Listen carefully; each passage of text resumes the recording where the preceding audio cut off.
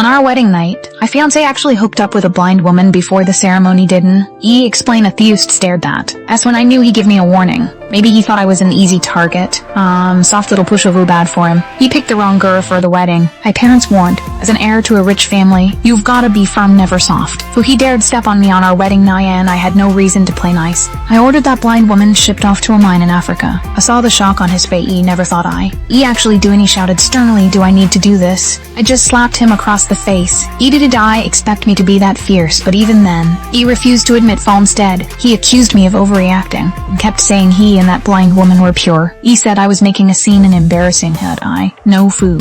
Did he really think I couldn't read that woman's confidence? Powerless nobody does he act like that without backup. Unless this was all planned between them. He claimed he was just drunk that night, egging me to keep it private. I wanted to hide it. But I wanted the world when was done arguing, so I called my assistant and told him to bring both families over. Wanted to answer how did a blind woman make it through so many rooms and end up in my bridal suite. The blind woman freaked out and dropped to her knees, begging for mercy. Did he even look at her soon enough? Both sets of parents showed up. I told the whole story from start to finish. He made it clear my fiancé did this on purpose to humiliate if he could pull this on day one. Us next. How am I supposed to live like that? It demanded we call off the wedding, right the wherein. He even legally married yet all time to back out. His parents panicked immediately. After our families had tons of business ties, and canceling this wedding would crush the Huo family, my dad stayed Kea. He looked them dead in the eye and said, my daughter is not disabled. I'm not worried at all that no one will marry. His parents scrambled. Even kicked him to his knees in front of everyone, forcing him to apologize. He still showed zero remorse. He snapped back at his father, saying him repaying kind was how he was raised. A blind woman saved his live and lost her sight because of him.